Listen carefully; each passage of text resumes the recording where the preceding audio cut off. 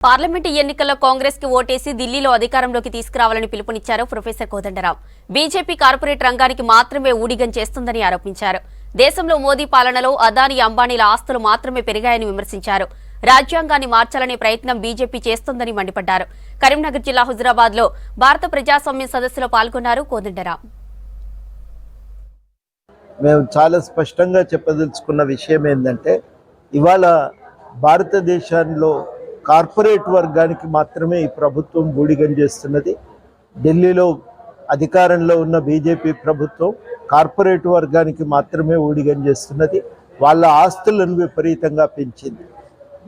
లెక్కల ప్రకారం, గణాంకాల ప్రకారం అదానీ ఆస్తి 25,000 కోట్ల నుంచి 7.5 లక్షల కోట్లకు పెరిగింది. అంబానీ ఆస్తి 1.5 లక్షల కోట్ల నుంచి 7.5 లక్షల కోట్లకు పెరిగింది. వాళ్ళ ఆస్తులు అయితే పెరిగాయి, కానీ అట్టడుగున ఉన్న 50% ప్రజలు కేవలం 6.5% సంపదతో మాత్రమే వాళ్ళు సంతృప్తి పడవలసి వస్తున్నది. ఇంతటి అసమానతలు ఇదివరకటి కంటే ఇప్పుడు తీవ్రంగా పెరిగాయని ఈ అసమానతలు మనం గ్రహించాలి. ఇవాళ ఈ అసమాన వ్యవస్థ పరిరక్షణ కోసం రాజ్యాంగాన్ని మార్చాలని కూడా కోరుతా ఉన్నాం. రాజ్యాంగాన్ని మార్చటమే కాదు, మార్చాలనే ప్రయత్నం కూడా జరుగుతూ ఉంది. ఆ రాజ్యాంగాన్ని మార్చిపారేసి ఇవాళ మళ్ళీ అదానీ అంబానీల యొక్క ఆధిపత్యాన్ని నిలబెట్టాలని బీజేపీ ప్రయత్నం చేస్తున్నది. వాళ్ళు ఒక ప్రచారం చేస్తున్నారు, చాలామంది కూడా నమ్ముతున్నారు. దేశం మనది అతిపెద్ద ఆర్థిక వ్యవస్థ అయిందని, దేశం బలంగా ఉందని, ప్రపంచంలో మన గౌరవం పెరిగిందని.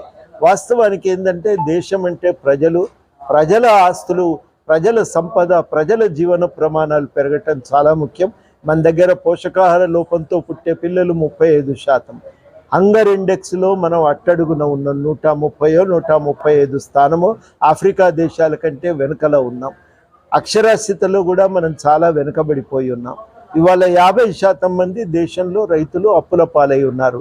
మన తెలంగాణ లాంటి రాష్ట్రాల్లోనైతే 95% పైబడి రైతులు అప్పుల పాలై ఉన్నారు. ఒక్కొక్కరి మీద ఉన్నటువంటి అప్పు 1,50,000 ఉన్నది. ఇంతటి తీవ్రమైనటువంటి దుస్థితి. నిరుద్యోగ సమస్య 2% ఉండేది మోడీ అధికారంలోకి వచ్చినప్పుడు. ఇవాళ బీజేపీ 10 ఏళ్ళు గవర్నమెంట్ నడిపిన తర్వాత ఇవాళ మరి నిరుద్యోగ రేటు సుమారు 8% చేరుకున్నది. ఇన్ని రకాలుగా సమస్యలు సృష్టించిన వాళ్ళు ఇవాళ దేశాన్ని బాగు చేస్తారంటే నమ్మటం ఎట్లా?